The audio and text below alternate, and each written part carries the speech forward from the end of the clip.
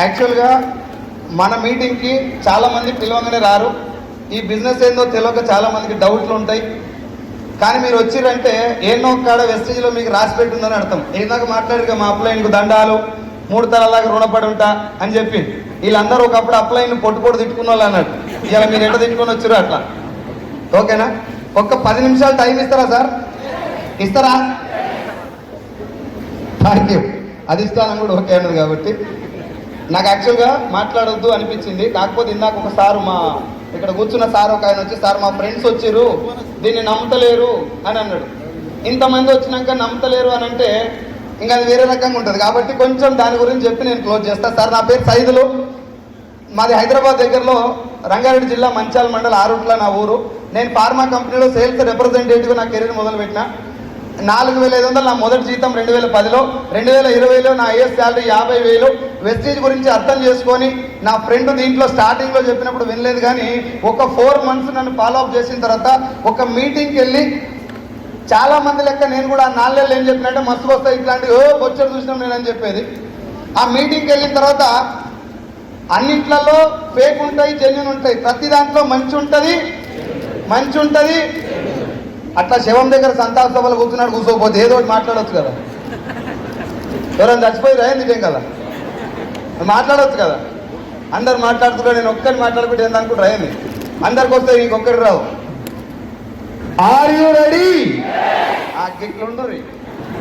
ఈ తార ఇదే లాస్ట్, మళ్ళీ ఇయర్గా మనం ఏ ఫంక్షన్కి పోయినా అదే లాస్ట్. వాళ్ళు వచ్చి చెప్తారు ఇక తమ్మి మళ్ళీ రాకిగా.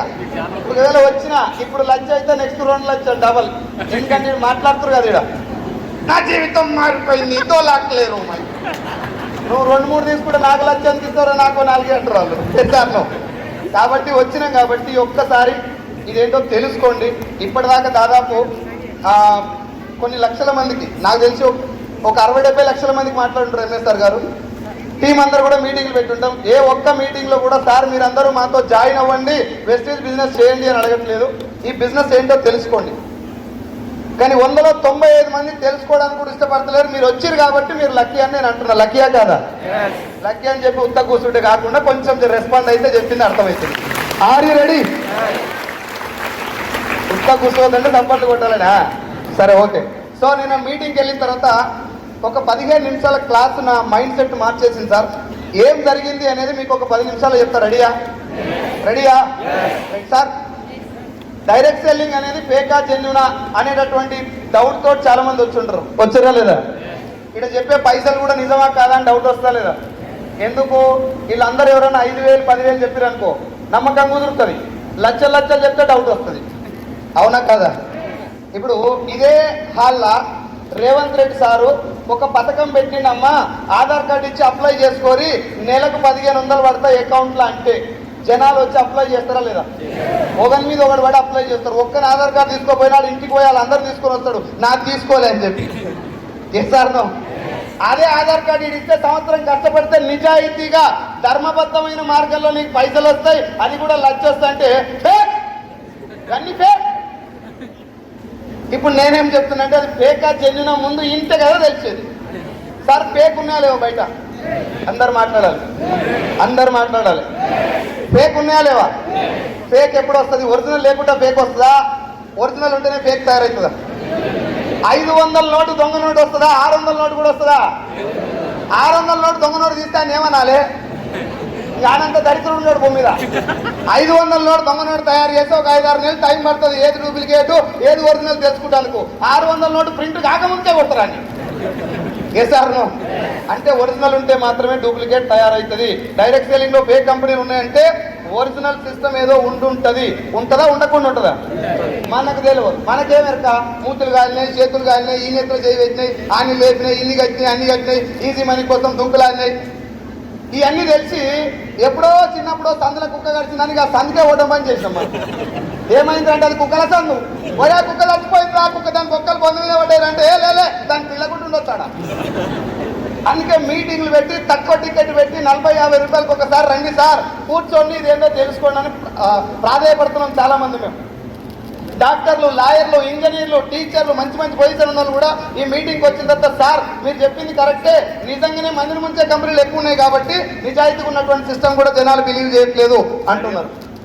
ఆ నిజాయితీగా ఉన్న సిస్టమ్ స్టార్ట్ అయింది 1920లో. డైరెక్ట్ సెల్లింగ్ మొదలైంది ఇవ్వాలి కదా సార్ 104 సంవత్సరాల కింద. ఇండియాకి వచ్చింది 1990లో, 1920లో మొదలై 1990లో ఇండియాలోకి వచ్చింది. మన వాళ్ళకి ఎక్కడ కరెక్ట్గా వెళ్ళే రూట్ ఎవరు చెప్పక చాలా మంది ధన లాభం కోసం తొందరగా పైసలు సంపాదించాలని chain system, money circulation scheme ని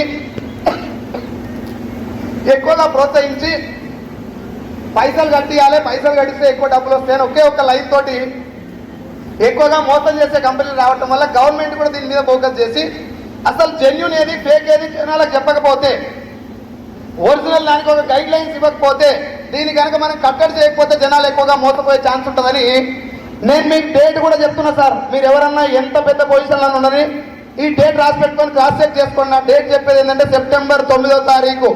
I repeat the date, September 9వ తారీఖు 2016లో ఇండియన్ గవర్నమెంట్ ఒక 13 పేజీల గైడ్ లైన్స్ ఇచ్చింది డైరెక్ట్ సెల్లింగ్ కోసం.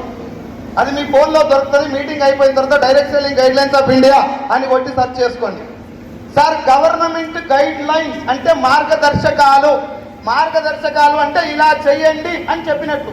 ఇలా చెయ్యండి అన్నారంటే చేయమన్నట్ట వద్దన్నట్ట. మరి ఊళ్ళో కూర్చొని ఏకరకాయలు ఆడుతాడు ఫేక్ అనడం ఎందుకు? ఇదేంటో తెలియకనే కదా సార్. ఏ సార్ నో అప్పుడు గైడ్ లైన్స్ ఇచ్చినాక కూడా చాలా మందికి దీని యొక్క క్లారిటీ అర్థం కాక నువ్వు కొనుక్కోవాలి, ఇంకోని కొనిపించాలి, ప్రోడక్ట్లు అంటగట్టడం మొదలు పెట్టారు. అప్పుడు కూడా ఏం ప్రోడక్ట్ నీకు పనికొస్తాలే సంబంధం లేదు, నువ్వు చీరలు కొనుక్కో, సూట్లు కొనుక్కో, బూట్లు కొనుక్కో, పెళ్లిగాని మోగపోలాలు కూడా చీరలు కొనుక్కోవాలి. ఏం చేయాలి సార్ అంటే డోర్ పెట్టి కట్టుకొని తిప్పాలి. అదే జరుగుతుంది బయట. డైరెక్ట్ సెల్లింగ్ అంటే ఇది అని గవర్నమెంట్ చెప్పినాక కూడా అవసరం లేని ప్రోడక్ట్ అని అంటగడుతున్నారు. ఇంతలా వాటర్ ప్యూరిఫైర్ ఉంటుంది, 4-5 లక్షలు పెట్టుకోవాలి. దాన్ని అవసరం ఉన్నా బర్లగాస్తోడు కూడా బూట్లు వేసుకోవాలి, ఏం లేనోడు కూడా సూట్ వేసుకోవాలి. వీటన్నిటిని మళ్ళీ కట్టడి చేయాలని చెప్పి 2023 నేను మళ్ళీ డేట్ చెప్తున్నా, 2023 జూన్ 21 తారీఖు అగైన్ దీనికి గెజెట్ రిలీజ్ చేశారు. గెజెట్ ఈజ్ ఈక్వల్ టు లా. ఆ గెజెట్ రిలీజ్ చేసినందుకు ఎందుకు అని చెప్పి అర్థం చేసుకుంటే నీకు అర్థమైపోతుంది ఈజీగా. గవర్నమెంట్ అసలు దీని మీద ఫోకస్ చేయడానికి అవసరం ఏముంది? ఒకవేళ మందిని ముంచేదైతే ఒక్కటే లైన్ వెళ్ళొద్దు దీంట్లో కంటే అయిపోయి. ఇప్పటిదాకా భూమి పుట్టిన కాడికెళ్ళి ఇప్పటిదాకా, భూమి మీద మనిషి పుట్టిన కాడికెళ్ళి ఇప్పటిదాకా take it for granted. Fake వ్యవస్థ మొదలు కాదు కూడా రాదు. అసలు ఫేక్ వ్యవస్థ లేదు భూమి మీద. వ్యవస్థ 1000% జెన్యూన్ ఉంటుంది. దాని పేరు చెప్పుకొని జరిగే మోసాలు ఉంటాయి. సార్ ఏందలే చెప్పండి మోసం. వైద్య వ్యవస్థ మంచిదా చెడ్డదా? డాక్టర్లు అందరూ మంచి వాళ్ళు ఉండరు. ప్రాణాలు కాపాడిన డాక్టర్లు ఉంటారు, శవాలకు ట్రీట్మెంట్ చేసి పైసలు వసూలు చేసిన డాక్టర్లు ఉంటారు. ఇంకా అన్నింటిలో అట్నే ఉంటుంది. మీరు టైం లేదు కాబట్టి నేను అన్ని చెప్తాను, మీరు లెక్కేసుకోవచ్చు. డైరెక్ట్ సెల్లింగ్ కూడా ఒరిజినల్ మంచిదే. దాని పేరు చెప్పుకొని పైసల కోసం చేసే కంపెనీలు చాలా ఉన్నాయి. మనకు ఒరిజినల్ తెలిస్తే మీకు అర్థమయ్యే ఒక విషయం ఏంటంటే డైరెక్ట్ సెల్లింగ్ ద్వారా మోసపోవడానికి ఛాన్సే లేదు.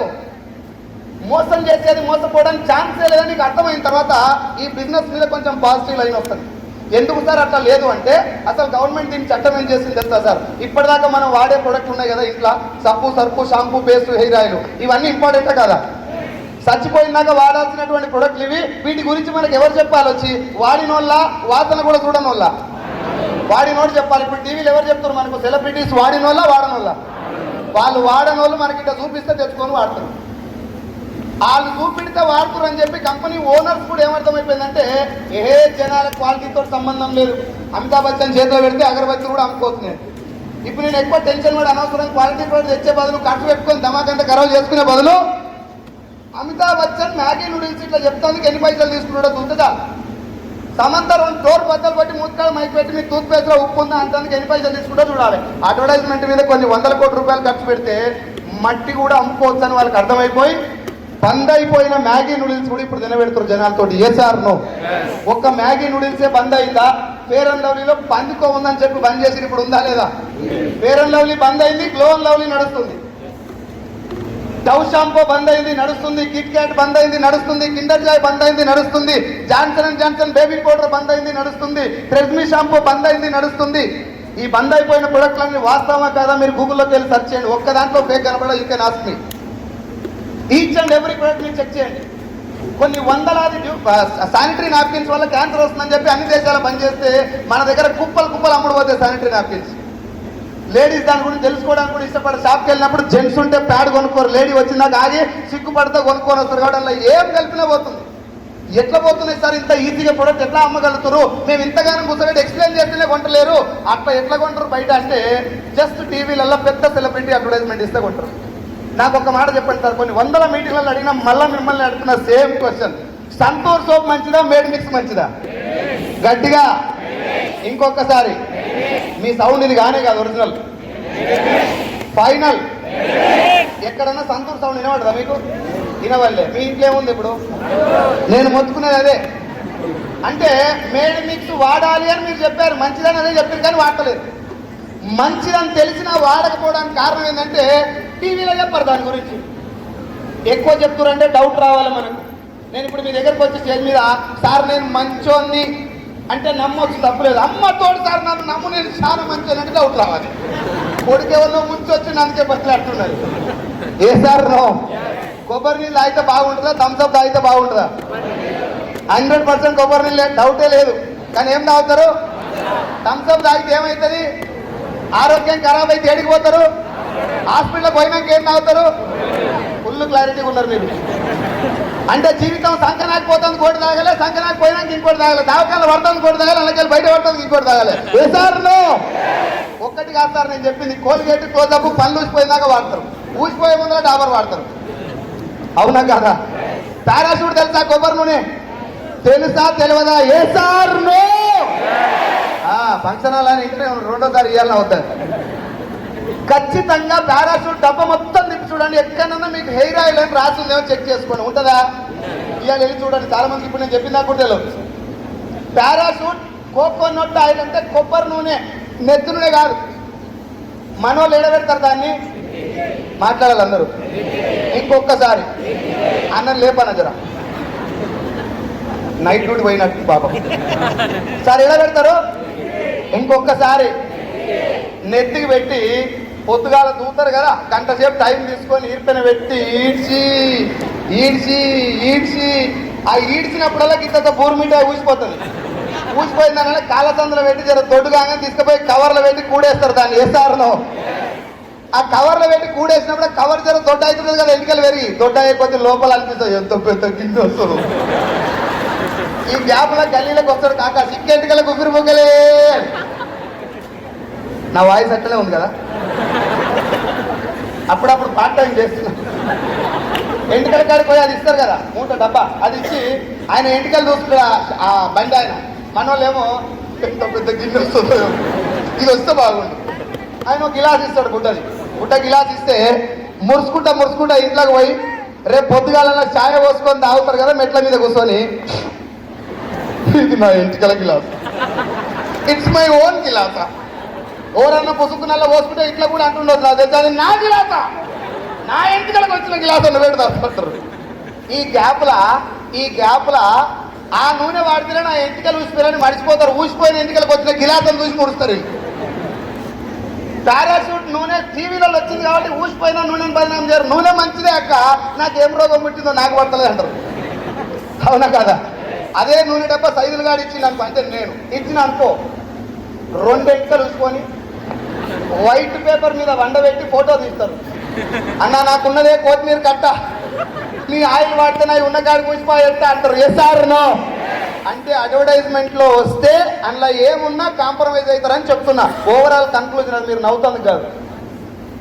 టీవీలలో కూడా వాళ్ళకి ఏమర్థం అయిపోయిందంటే ఏ క్వాలిటీ గిల్కి జాతర అయిపోయింది. మేడ్ మిక్స్ అనే ఉంది, సంతూర్ అనే ఉంది. జనాలు ఏం కొంటారు? మళ్ళీ ఇక్కడ కూర్చున్న అందరికీ ఎరికే మేడ్ మిక్స్ మంచి అని కొన్నారు. ఎందుకు కొనడతారంటే టీవీలో రాదు కాబట్టి. అయితే ఇట్లా కొన్ని వందల ప్రొడక్ట్స్, 1, 2 కాదు. మీ ఇంటికి ఈరోజు సాయంత్రం వెళ్ళి కిచెన్, బెడ్రూమ్, బాత్రూమ్, హాల్ అన్నీ తిరిగి చూడండి, ఏది కూడా నీకు నచ్చిన ప్రోడక్ట్ కాదు, టీవీలో వచ్చిందే ఉంటుంది. మనం వాడాల్సిందేమో మంచి క్వాలిటీ ప్రోడక్ట్, టీవీలో వచ్చేదేమో బాగా ఫేమస్ ప్రోడక్ట్. అటు డైరెక్ట్ సెల్లింగ్ గవర్నమెంట్ లీగల్ చేయడానికి, మనం కూడా దీన్ని అంతా వచ్చిన వాళ్ళ దీన్ని అడాప్ట్ చేసుకోవడానికి, దీన్ని లైక్ చేయడానికి, ఫస్ట్ ఆఫ్ ఆల్ దీన్ని రెస్పెక్ట్ చేయడానికి కారణం ఏంటంటే, సార్ డాక్టర్కి ఎందుకు దండం పెడతారు? దేవుళ్ళకు మొక్కను కూడా డాక్టర్కి ఎందుకు మొక్కడంటే నాట్ ఫర్ హిస్ శాలరీ, ఎక్కువ సంపాదిస్తాడు కాబట్టి దండం పెట్టాడు, జనాలకు సేవ చేస్తాడు కాబట్టి దండం పెడతారు. అవునా కాదా? పోలీస్కైనా, డాక్టర్కైనా, టీచర్కైనా, లాయర్కైనా we respect for them service, we respect them for their service, not for money. మనం వాళ్ళని గౌరవించేది వాళ్ళ ద్వారా సమాజానికి జరిగే మంచికే తప్ప వాళ్ళు సంపాదించే పైసలు కాదు. అవునా కదా?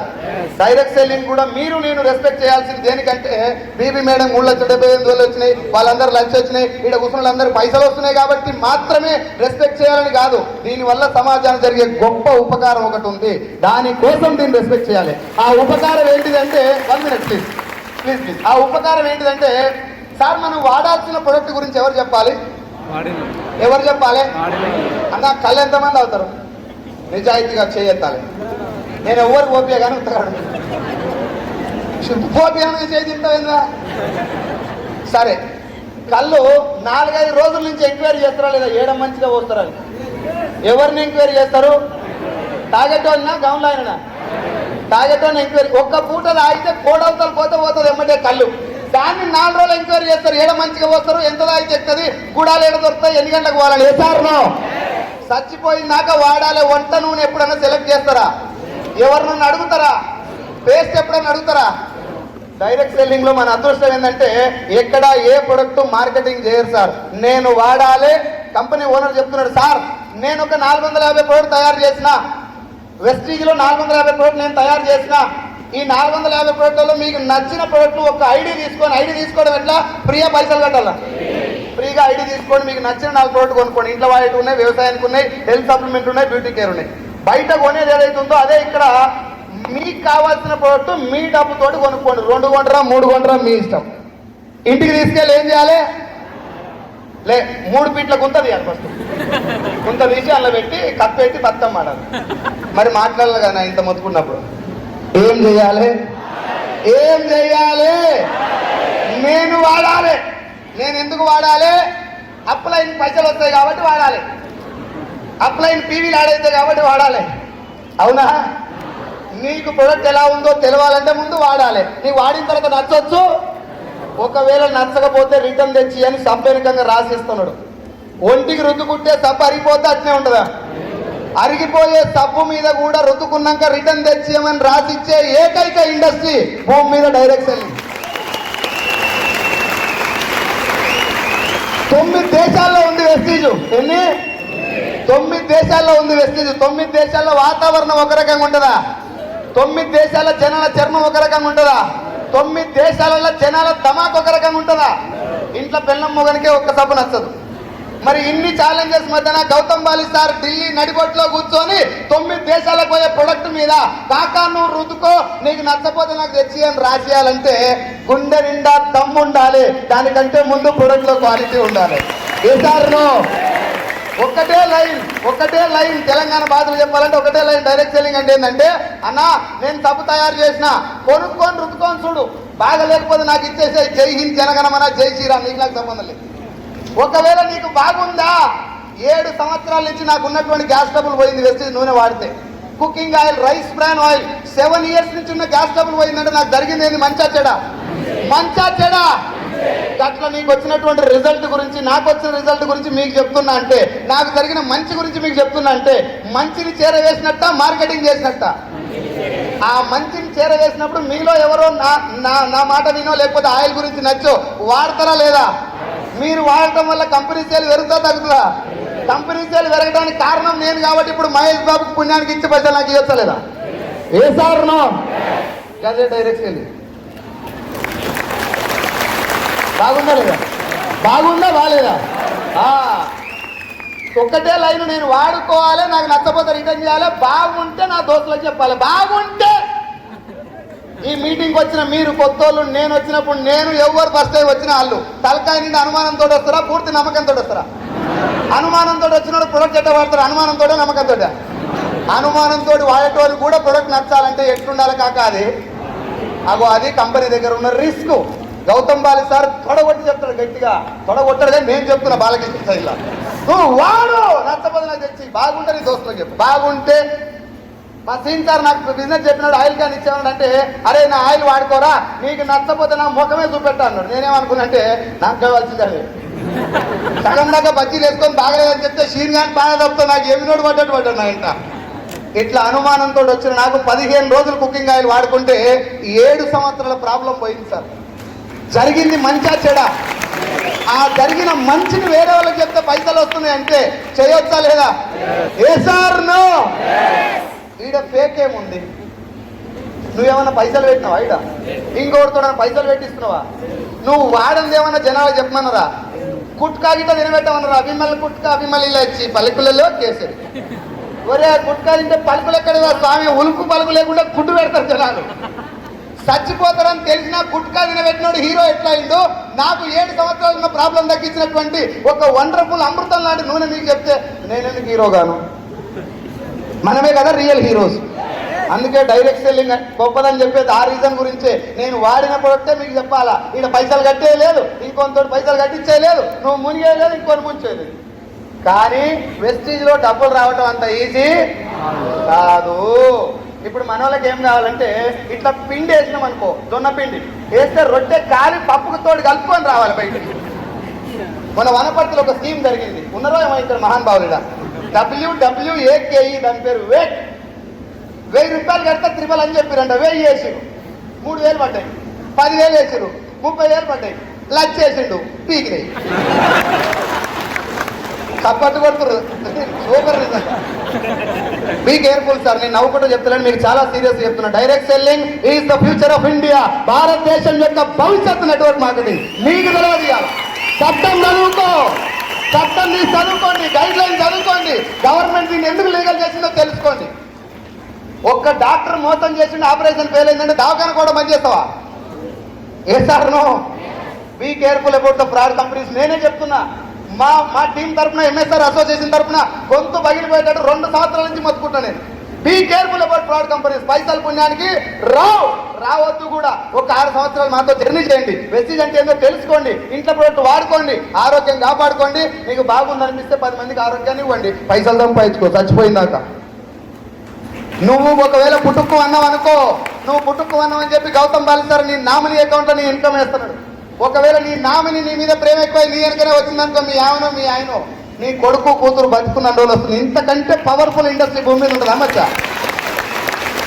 ఇది ఆ మీటింగ్లో అర్థమైపోయిన తర్వాత ఒక 6 నెలలు నేను ఇంటికి వచ్చి పార్ట్ టైం పనిచేసిన సార్. నా జీతం as a Telangana regional sales మేనేజర్గా 50,000, వెస్టీజ్లో 6 నెలలు పనిచేస్తే 13,000 వచ్చినాయి. చాలా మంది నన్ను అడిగారు 6 నెలలు ఏం చేసినావు సార్ అంటే, ఒక్క రోజు కూడా మిస్ అవ్వకుండా మీటింగ్స్ ఎక్కడ పడితే అక్కడ పోయేది.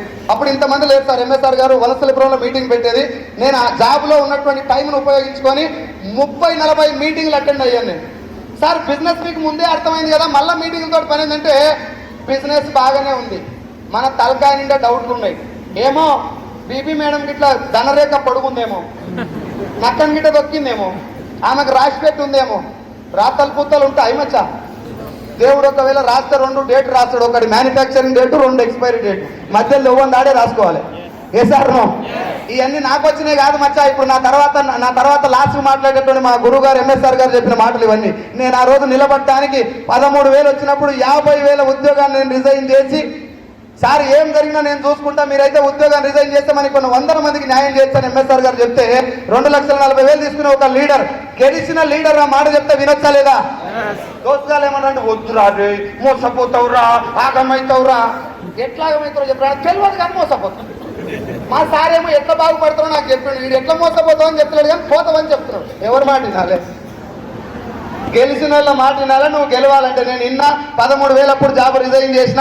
13, 26, 29, 43, 47, 66, 88, 90,000, 97,000, 1,04,000, 1,32, 1,55, 1,66, 2, 15, 2, 25, 2, 78, 3, 31, 3, 65, 4, 20, 4, 52, 5, 26, 6, 29. లాస్ట్ మంత్ నా చెక్కు 6,43,000. నా టీంలో ఇప్పటి వరకు 1,00,000 పైన తీసుకుంటే సత్యం సార్ ఐఎస్ చెక్ 3 లక్షలు, మన గాయత్రి మేడం 1,07,000. ఈ 1,00,000 పైన తీసుకుంటే నా టీంలో 10 మంది ఉన్నారు సార్, నేను కాకుండా 10 మంది. నా టీంలో నిన్నటి వరకు వచ్చినటువంటి కార్లు 12. ఎన్ని?